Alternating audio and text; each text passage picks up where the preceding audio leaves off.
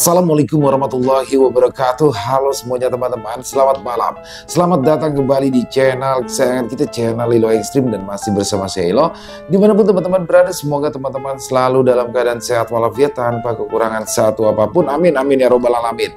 Dan pada kesempatan yang baik ini, saya akan membawakan satu kisah dari Bang Sidik. Wow, kisah-kisah dari Bang Sidik selalu menarik untuk disimak. Tapi sebelum kita masuk ke dalam kisahnya, buat teman-teman yang mungkin belum subscribe, yuk bisa diklik dulu tombol subscribe. Jangan lupa lonceng notifikasi yang juga dinyalakan agar teman-teman selalu mendapatkan notifikasi dari konten-konten yang akan kami upload di setiap harinya. Oke, nggak pakai berlama-lama lagi, pasti udah gak sabaran kan untuk masuk ke dalam kisahnya. Kita langsung saja masuk ke dalam kisahnya. Bodoh horor nyaris menjadi tumbal di desa Ciboe. Perkenalkan, namaku Adi, seorang mahasiswa semester 5 di jurusan Antropologi Budaya di Kota Bandung. Pada hari Rabu kemarin, tepatnya di hari pertama libur semester, aku mendapatkan pesan dari bapak angkatku di desa Ciboe untuk pulang. Di, kalau kamu sudah libur kuliah, pulang ya. Ibu sama bapakmu kangen karena sudah hampir 2 tahun kamu tidak pulang. Aku pun membalas pesan itu dan berkata bahwa aku akan pulang karena mau bagaimanapun aku juga kangen dengan suasana desa. Mereka memang orang tua angkatku karena aku sebenarnya adalah anak yatim piatu. Kedua orang tuaku meninggal dunia karena kecelakaan dan hanya aku yang selamat. Bapak dan ibu angkatku akhirnya mengangkat aku menjadi anaknya dan aku pun dibawa ke desa, kemudian diurus hingga aku bisa berkuliah seperti ini. Pengorbanan mereka memang besar sehingga aku sangat sayang kepada mereka. Permintaan mereka pasti akan selalu aku kabulkan dan aku berusaha untuk menjadi yang terbaik agar mereka menjadi bangga. Setelah mendapatkan pesan itu, aku akhirnya mulai bersiap-siap. Sebuah tas ransel besar aku siapkan dan membawa baju serta perlengkapanku untuk pulang. Lupa pula, aku sempat keluar kos dan mencari oleh-oleh untuk mereka semua, dan tepat jam 8 malam aku berusaha untuk tidur cepat agar aku bisa segera berangkat ketika subuh tiba. Tepat di hari Kamis jam 5 pagi, aku pun bangun dan langsung keluar dari kamar kos untuk menuju terminal bayangan yang letaknya tepat di seberang kampus. Di sana ada bus Damri yang sudah menunggu dan siap untuk berangkat. Lalu tak lama kemudian aku pun naik dan mulai menyusuri kota Bandung untuk sampai ke terminal Lewi Panjang. Setelah itu, aku kembali naik mobil Elf untuk sampai ke desaku, dan setelah menempuh perjalanan kurang lebih 5 jam perjalanan, akhirnya aku sampai di sebuah terminal kecil yang merupakan terminal terakhir untuk ke desaku.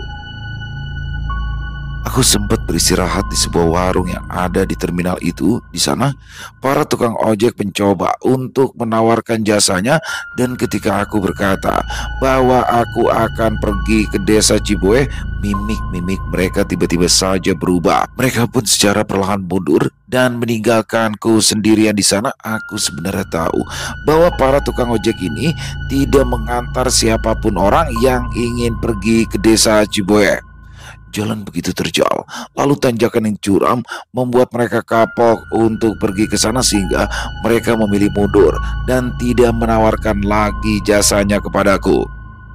Setelah hampir 15 menit beristirahat, aku pun akhirnya mulai berjalan kaki dari terminal kecil itu. Dari sana, aku langsung menyeberang dan masuk ke salah satu gang yang ada di sebelah kantor kecamatan. Itu adalah jalan pintas bagi para warga desa Ciboe untuk berjalan kaki ke desa tersebut. Memang jalannya sempit dan sulit untuk diakses. Aku harus melewati pematang sawah, kebun-kebun, bahkan naik ke jalanan yang terjal dengan akar pohon yang menghalangi jalan. Namun, jalanan ini bisa memangkas perjalananku daripada harus menyusuri jalanan desa yang berbatu dan menanjak. Setelah hampir 1 jam berjalan melalui pesawahan, kampung-kampung kecil, bahkan hutan lebat dengan jalanan yang menanjak, akhirnya aku sampai di perbatasan desa yang merupakan jembatan dengan sungai besar di bawahnya. Desa Jeboe memang dikelilingi oleh hutan dan sungai yang deras sehingga tempatnya memang terpencil dan jarang sekali ada orang yang datang ke sana. Aku sempat terdiam sebentar di jembatan itu.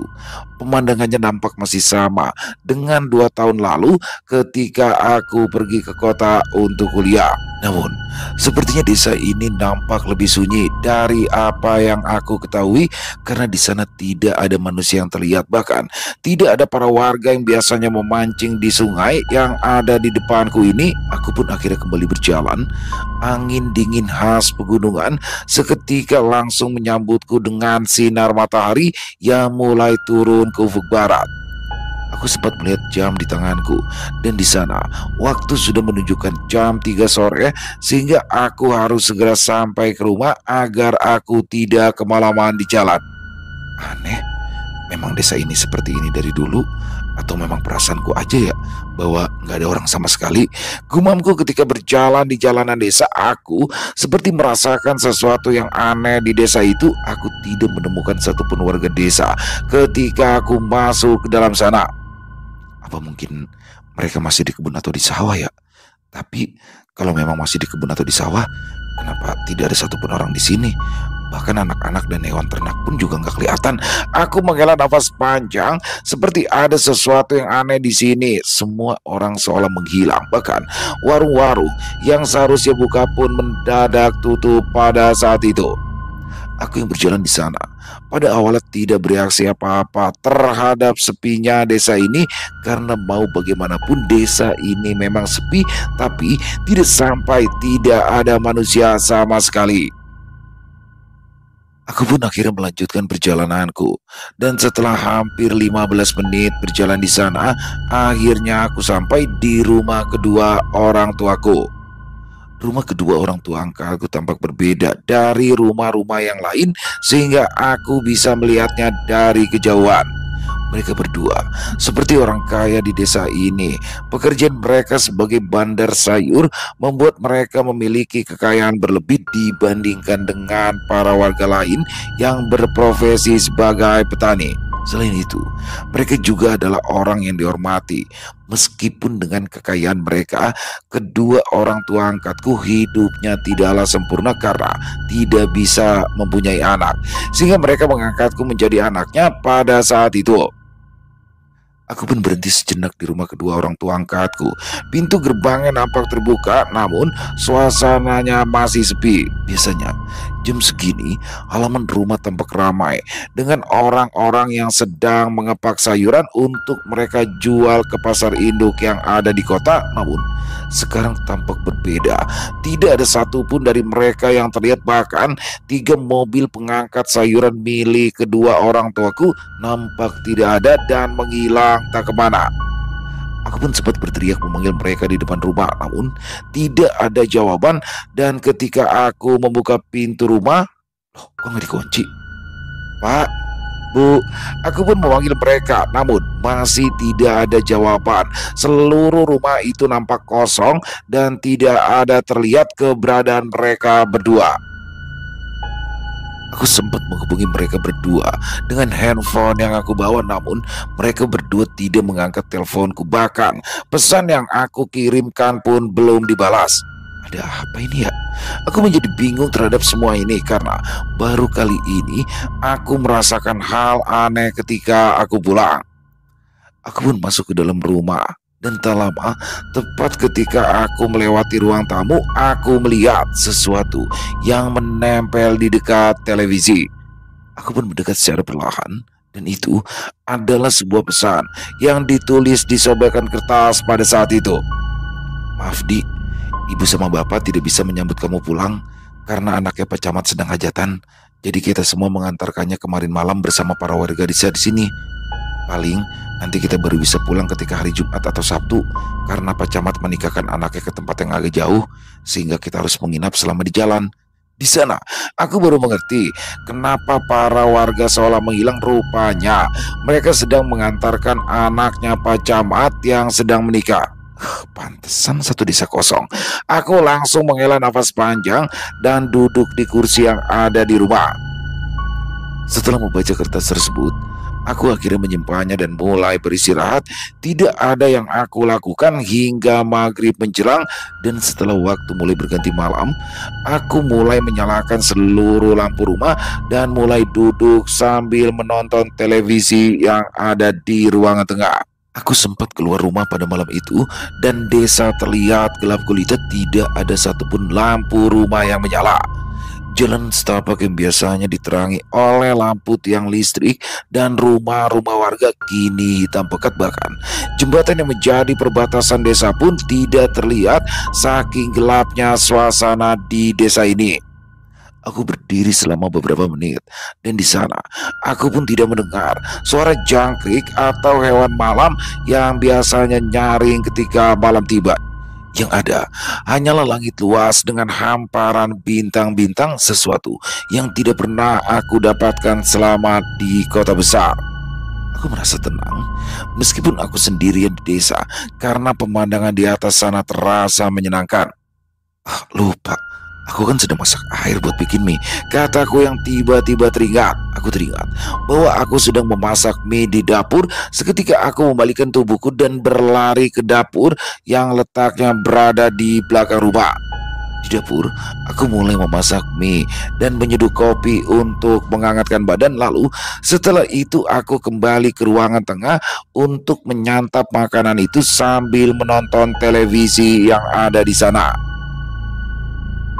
Ketika aku sedang memakan mie, tiba-tiba aku mendengar sesuatu seperti ada langkah kaki yang terdengar pelan dari arah luar. Aku pun langsung berdiri ke pintu rumah dan di sana terlihat gelap, tidak ada apapun terlihat. Aduh, lupa, pintunya belum ditutup, kataku sambil meletakkan mie yang sempat aku makan setengahnya. Terbesit ada rasa khawatir jika ada sesuatu di luar sana, sehingga aku pun langsung berdiri dan berjalan ke arah pintu untuk menutupnya. Aku takut akan ada hewan yang mengendap masuk ke dalam rumah, karena selama aku tinggal di sini pernah terjadi beberapa kali ada hewan seperti ular, monyet, bahkan juga macan kumbang yang muncul dari arah hutan berkeliaran di desa, sehingga aku harus menutup pintu rapat-rapat, apalagi dengan kondisi desa yang sepi seperti ini.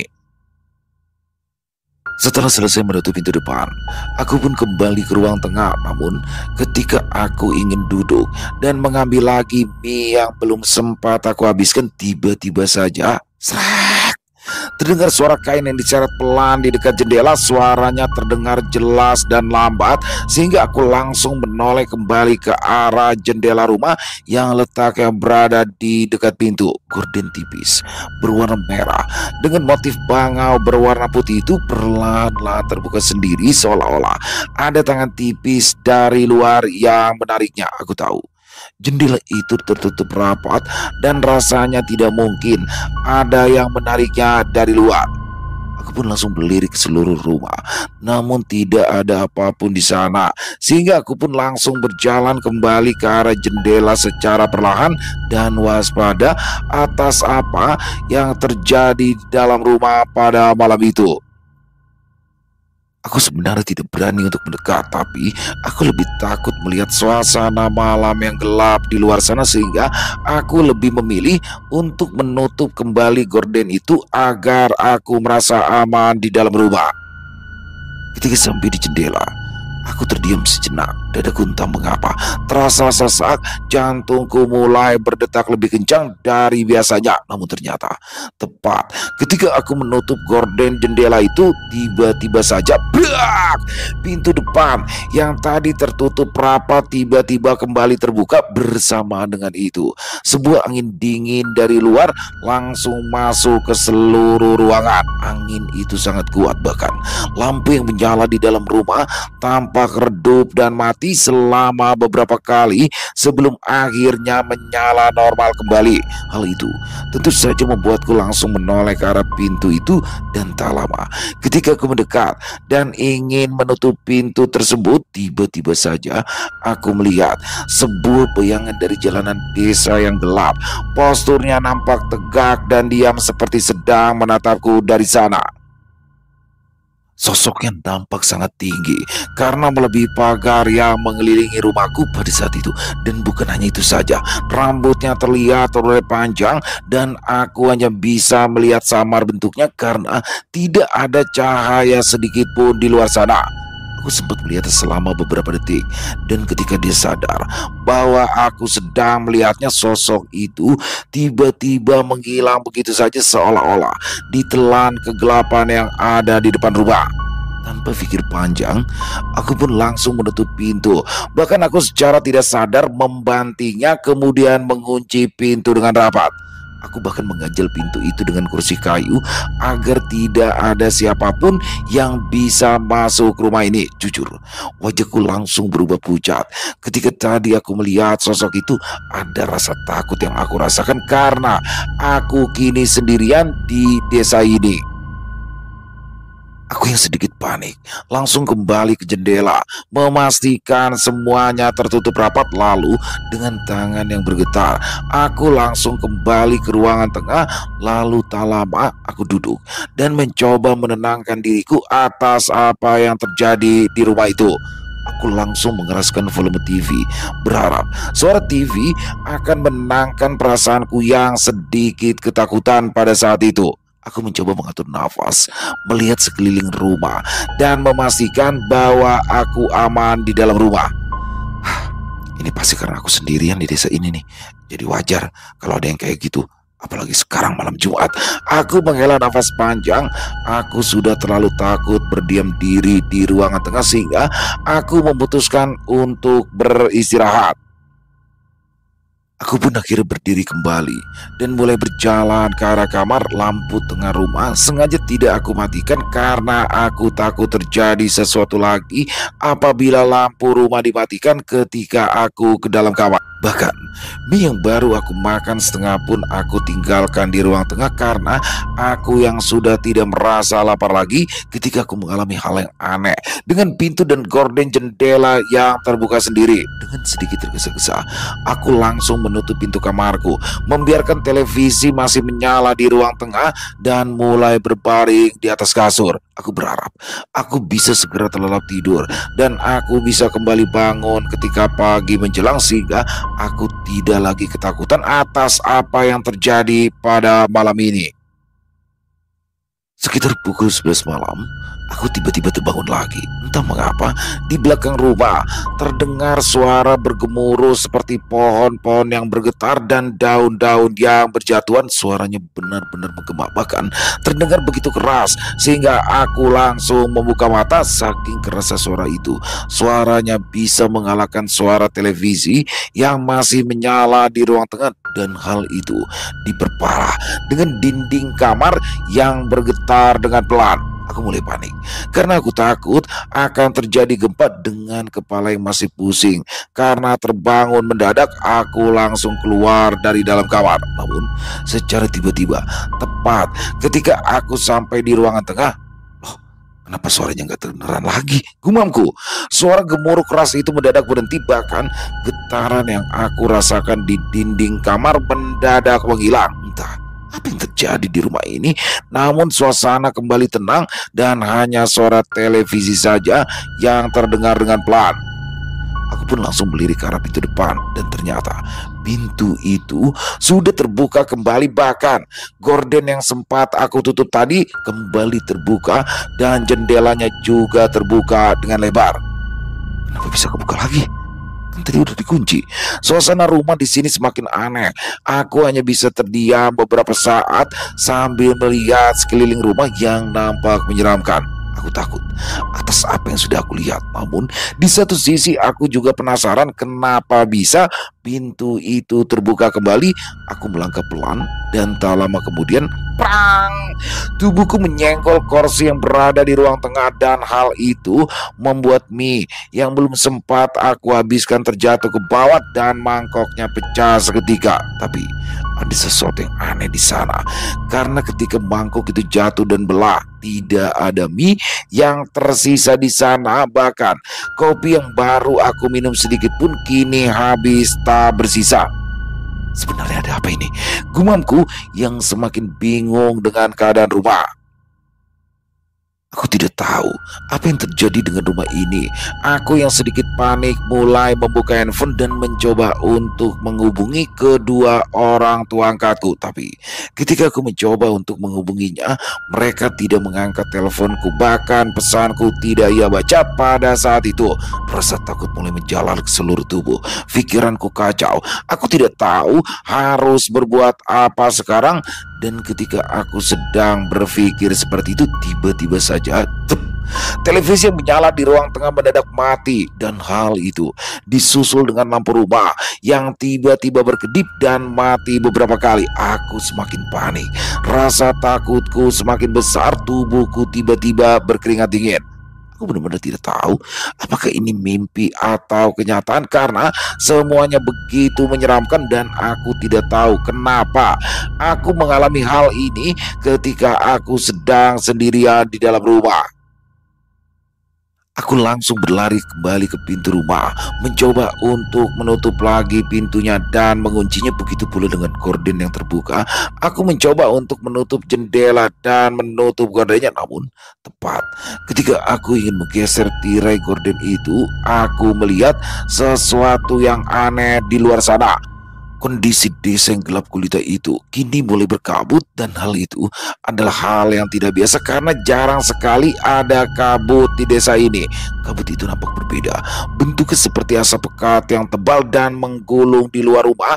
Aku bisa melihat dengan jelas bagaimana kabut-kabut itu merayap memasuki rumah secara perlahan. Kabut itu masuk lewat ventilasi rumah melalui celah-celah dinding kayu yang ada di sekeliling rumah, lalu dari arah langit-langit yang membuat kabut itu kini mulai menutupi seluruh bagian rumah.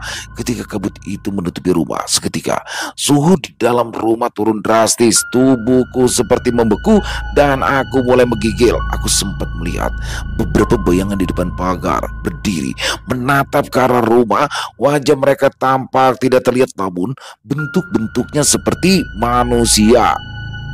Mereka berdiri dalam barisan yang panjang, bahkan pagar depan mulai tertutup oleh mereka seutuhnya. Sekarang setelah itu dadaku mulai terasa berat, seperti ada yang menekanku dari arah punggung hingga pundak. Aku mundur secara perlahan dari jendela, menutup gorden jendela itu dengan cepat dan berlari kembali ke dalam kamar. Rasa takut, khawatir, dan panik bercampur menjadi satu.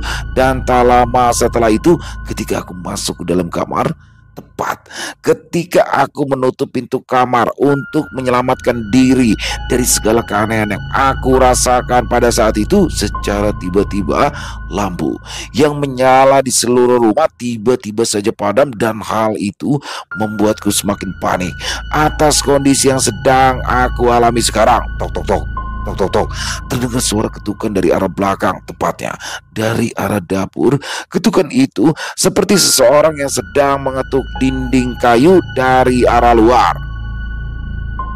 Setelah itu, ketukan lain muncul secara bergantian dari sisi rumah, lalu muncul dari langit-langit dan terdengar juga dari arah jendela. Aku hanya bisa menarik nafas, mengendalikan ketakutanku karena seluruh rumah ini benar-benar gelap sekarang. Aku tidak bisa berbuat apa-apa.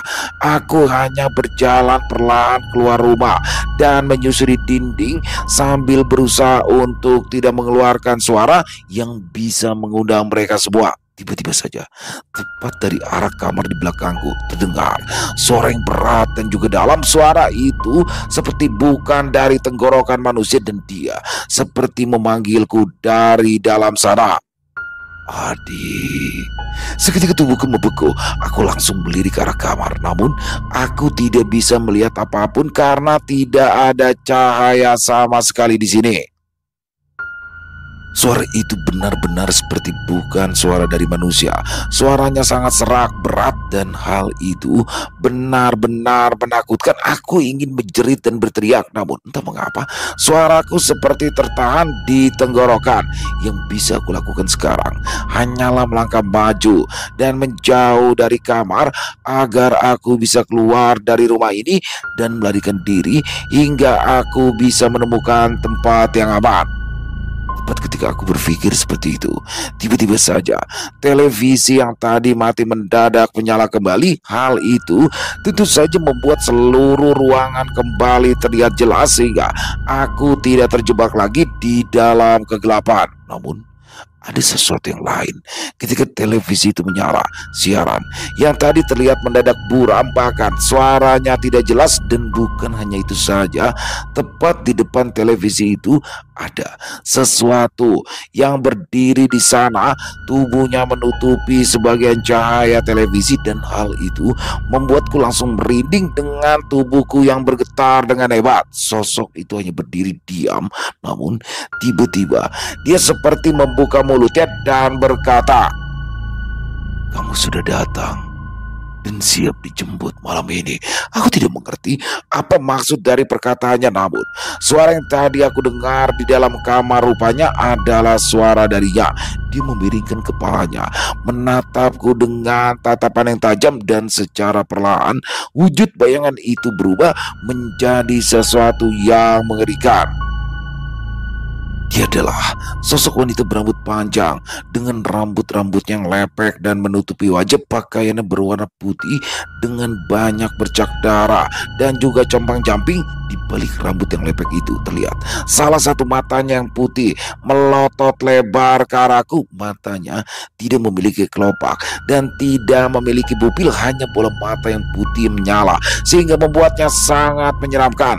Dia menatapku dengan tatapan kosong. Tak lama kemudian dia mengangkat tangannya yang kurus dan kering yang sedang menggenggam sebuah baju bayi yang sudah lusuh. Aku ingat itu adalah bajuku ketika bayi, dan kedua orang tua angkatku berkata bahwa aku memakai baju itu ketika pertama kali diangkat anak oleh mereka.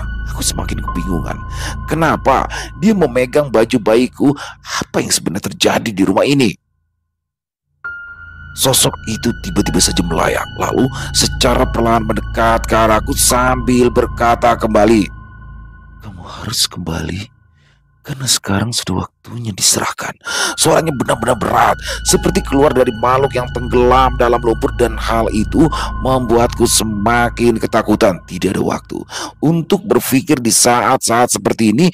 Aku langsung berbalik dengan segera pergi. Ketika ia melayang dan mendekat, aku langsung berlari ke arah pintu, berusaha untuk keluar dari rumah itu. Meskipun astaga, tepat ketika pintu rumah terbuka, ada sesosok tubuh tergantung di ujung lorong. Tubuh itu seperti tubuh manusia seumuranku, namun lehernya nampak patah dan menekuk secara tidak wajar di langit-langit. Kakinya masih bergetar dan terlihat baru saja digantung. Dia meronta-ronta seperti belum mati.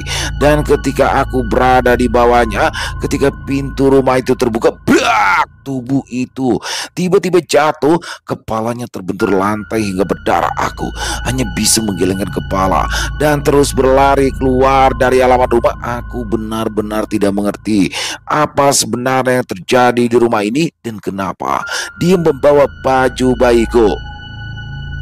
Aku berlari sambil terhuyung-huyung karena terdorong oleh rasa panik. Aku sampai berdiri ke arah rumah dan rupanya sosok tadi masih mengejarku. Dia melayang dengan gerakan yang patah-patah, tubuhnya kaku seperti boneka rusak. Dia terus memanggilku dan berkata bahwa sekarang sudah waktunya. Hal itu tentu saja membuatku semakin berlari kencang. Aku langsung membuka gerbang rumah dan berlari di jalanan desa. Namun tepat ketika kakiku menginjak jalanan tersebut, secara tiba-tiba jalanan itu berubah seperti tanah yang lembek dan berbau busuk. Tentu saja aku langsung melirik ke bawah dan di sana aku kaget atas apa yang aku lihat karena Jalanan yang seharusnya tanah yang berbatu kini berubah menjadi lumpur yang bercampur dengan darah yang berbau amis dan busuk. Aku mual, ingin muntah karena ini hal yang benar-benar mengerikan ketika aku melihat tanah dan jalanan desa berubah menjadi merah darah. Sebenarnya apa yang terjadi? Aku benar-benar tidak tahu apa yang terjadi sekarang karena selain tanah dan jalanan yang berubah, dinding-dinding dari rumah para warga yang berada di sisi jalan kini muncul wajah-wajah manusia yang menempel di dinding mereka. Wajah-wajah itu seolah seperti terjebak di dalamnya dengan wajah pucat, mata terpejam, dan mulut yang terbuka sambil menjerit dalam diamnya. Bukan hanya puluhan wajah, namun ratusan. Dan itu ada di setiap dinding rumah yang ada di desa tersebut. Bahkan di dinding-dinding rumah angkat kedua orang tuaku pun terlihat wajah-wajah manusia itu. Dan mereka semua masih muda seperti seumuranku. Tolong, tolong kami. Kami tidak mau jadi tumbal. Suaranya serempak meminta tolong. Dan di sanalah aku baru mendengar kata tumbal. Tumbal? Apakah aku akan jadi tumbal sekarang? Kalau memang aku jadi tumbal, tumbal siapa? Pikiranku buntu di sana. Aku lebih memilih untuk menutup kedua telingaku dan berlari meninggalkan wajah-wajah itu. Satu-satunya tempat yang aku tuju adalah jembatan yang merupakan pembatas desa, karena itu adalah jalan satu-satunya agar aku bisa keluar dari tempat ini. Suasana desa semakin aneh dan tidak karuan. Selain wajah-wajah yang muncul di dinding seluruh rumah-rumah warga, ada sesuatu yang lain yang muncul di sekitar desa. Aku sempat melihat ada banyak wanita-wanita bergaun putih yang tertawa ketika aku berlari melewati pohon beringin di salah satu rumah. Lalu aku juga dilihat oleh sesuatu yang memakai kain kafan di salah satu jendela rumah yang terbuka. Aku tahu itu adalah sosok pocong, namun sosok itu hanya diam dan tidak bergerak ketika aku melewatinya. Suasana desa benar-benar mengerikan dan aku terus berlari tanpa henti meskipun tubuhku merasa sudah mulai lelah sekarang. Mau kemana kamu? Suara yang terdengar berat itu muncul kembali. Dan setelah itu muncul retakan dari jalanan desa yang berusaha mengejarku. Dari bawah retakan itu tangan-tangan kecil mulai keluar. Dan itu seperti tangan dari anak-anak yang pucat seperti mayat. Beberapa dari mereka dibungkus oleh kain kafan yang sudah robek dan lusuh. Dan tangan-tangan itu berusaha untuk menggapaiku sepanjang perjalanan. Aku semakin tidak mengerti akan keadaan desa ini dan aku hanya bisa terus berlari menuju jembatan sebelum akhirnya aku mendadak berhenti tepat ketika aku berada di sebuah tanah lapang. Di tengah-tengah tanah lapang itu terlihat sebuah foto keluarga menempel di sebuah pohon yang dulu sering aku pakai untuk bermain bersama teman-temanku di desa ini. Namun foto keluarga itu nampak berbeda karena di sana ada foto kedua orang tua angkatku dan fotoku yang masih SD, namun wajahku di foto itu disilang merah. Lalu terlihat pula foto-foto keluarga lain yang sama, dan itu beberapa dari mereka adalah orang-orang yang aku kenal, di mana mereka adalah anak-anak dari keluarga lain yang semuanya diberikan tanda silang merah. Mereka adalah anak-anak yang sudah meninggal ketika aku masih tinggal di desa ini, dan beberapa dari mereka adalah teman sekolahku yang kini sudah tak bernyawa. Aku langsung menggelengkan kepala. Semua yang terjadi, apa yang aku lihat di foto itu, semuanya seperti mulai mendapatkan titik terang. Apa jangan-jangan teman-temanku yang meninggal pada waktu itu karena mereka sama sepertiku? Baru saja aku bergumam, tiba-tiba saja suara itu muncul lagi. Sontak aku melirik ke arah belakang dan sosok itu masih mengejarku dengan suara yang berat. Adik. Aku semakin ketakutan. Aku tidak ingin seperti teman-temanku yang meninggal. Tidak wajar, desa ini seperti neraka, dan aku harus melarikan diri secepat aku bisa. Dengan tenaga yang tersisa, aku kembali berlari, dan tepat ketika beberapa puluh meter sebelum aku sampai di jembatan itu, aku baru menyadari bahwa ada sesuatu yang aneh di sana. Ya, jembatan jembatannya hilang. Aku kembali panik. Jembatan satu-satunya yang menjadi penghubung antara desa dan kampung-kampung lain di luar sana kini menghilang. Yang tersisa hanyalah ujung kayunya yang patah. Dengan sungai deras di bawah sana, aku yang panik dan ketakutan tidak tahu harus berbuat apa. Aku sempat melirik ke arah belakang dan sosok itu masih terlihat mengejarku di belakang sana. Aku berpikir sejenak, berusaha mencari cara agar aku bisa selamat, namun hal itu malah membuatku buntu karena aku tidak mempunyai cara lain agar aku bisa keluar dari tempat ini. Di sana, akhirnya aku membuat pilihan. Jantungku seolah berhenti sejenak karena tubuhku langsung bergerak tanpa aku instruksikan. Tubuhku mendadak mundur selangkah. Lalu tak lama kemudian aku berlari dan melompat ke arah sungai yang deras itu. Aku menjatuhkan diri di sana. Aku tidak peduli apabila aku harus mati oleh derasnya air. Yang pasti aku tidak tertangkap oleh mereka meskipun harus masuk ke dalam sungai yang deras dan juga gelap. Aku sudah tidak ingat lagi setelah itu. Namun satu-satunya yang aku ingat sebelum aku tenggelam dalam derasnya air adalah dia sudah lepas dan kalian harus membayar dengan nyawa kalian sesuai kesepakatan yang sudah kita lakukan selama puluhan tahun. Aku baru tersadar ketika ada sesuatu yang membawa tubuhku dalam keadaan basah dan kedua mataku benar-benar terbuka ketika aku sudah berada di salah satu rumah warga yang ada di tepian sungai. Sepertinya dia mengenaliku karena dia adalah pedagang mainan yang ada di SD tempatku bersekolah di dekat kecamatan. "Adik, kenapa kamu hanyut di sungai?" Ya, dia adalah Mang Uno dan istrinya Nyidia yang nampak panik ketika aku sadar. Mereka langsung memberikan aku teh hangat dan memanggil para warga agar membawakan aku makanan. Setelah itu, Mang Uno bercerita bahwa ia tadi menemukanku terjepit di bawah pohon besar ketika aku hanyut di sungai. Mereka bertanya, kenapa aku melakukan aksi nekat itu, dan dengan kesadaranku yang belum terkumpul sepenuhnya, aku mulai menceritakan semuanya tentang kepulanganku, tentang apa yang terjadi di desa itu, lalu tentang semuanya mendadak terdiam. Rasanya mereka tidak percaya atas apa yang aku katakan. Namun ketika itu tiba-tiba saja Nyidia berkata, "Aku tahu kamu shock atas kejadian yang menimpa keluarga kamu dan para penduduk desa. Tapi kamu gak boleh sampai mau bunuh diri atas kejadian kecelakaan mobil semalam. Apalagi kamu sampai mengigau seperti apa yang kamu katakan tadi." Aku benar-benar bingung atas apa yang dikatakan oleh Nyidia, begitu pula dengan Mang Uno dan beberapa warga yang ada di sana. Namun tiba-tiba Nyidia melirik ke arahku dan berkata, "Sepertinya kamu terbentur batu sehingga kamu tidak ingat. Kamu kan tahu bahwa tadi malam itu ada sebuah kejadian yang mengakibatkan 3 mobil kedua orang tuamu kecelakaan. Semua warga desa yang menumpang di sana meninggal dunia, termasuk ibu sama bapak kamu." Di sana aku kaget ketika mendengar hal tersebut dari mulutnya dia. "Apa?"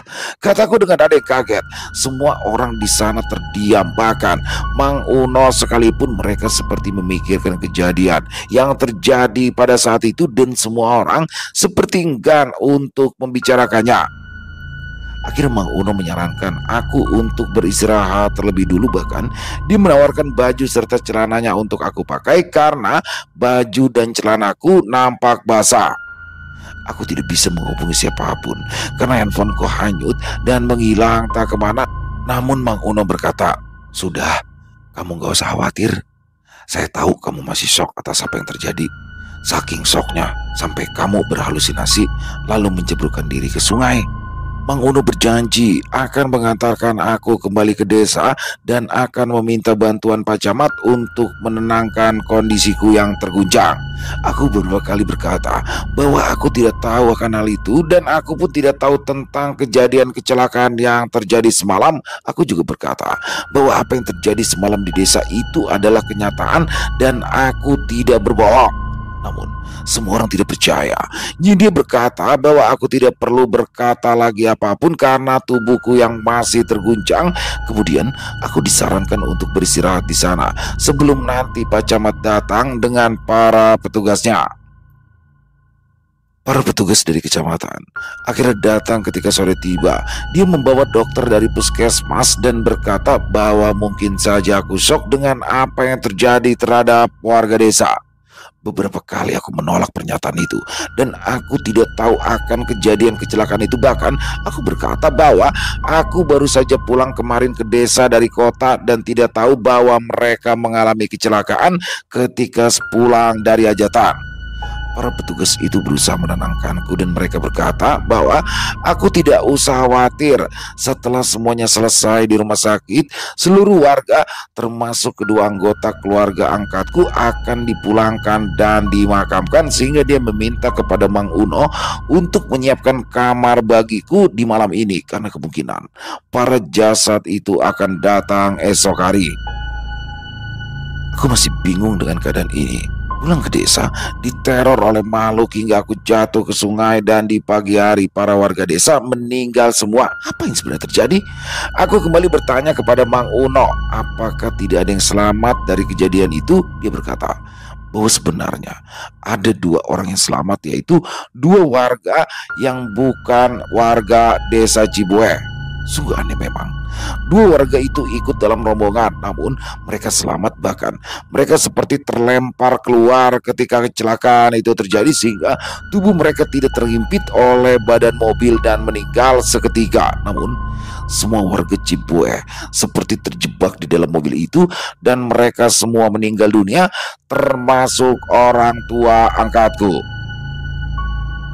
Keesokan harinya, aku akhirnya melihat rombongan ambulans yang datang ke desa Ciboe. Satu desa kini lenyap, tidak ada yang tersisa, sehingga perlu banyak makam untuk menguburkan para warga yang ada di kampung sekitar, mengantarkan mereka semua, termasuk Pak Camat dan anaknya yang baru saja menikah. Pak Camat dan anaknya meminta maaf kepada aku karena aku adalah orang yang tersisa di desa ini. Bahkan dia berkata bahwa apabila aku butuh bantuan apapun, dia bisa membantunya sebagai bentuk pertanggungjawaban. Para warga lain nampak bersedih atas kejadian itu karena mau bagaimanapun warga Ciboe adalah penghasil sayuran terbaik yang ada di sana. Pak Camat berkata bahwa hal ini akan diserahkan kepadanya, termasuk kepengurusan sisa-sisa lahan dan tanah yang akan diturunkan kepada saudara-saudara mereka yang hidup di luar desa.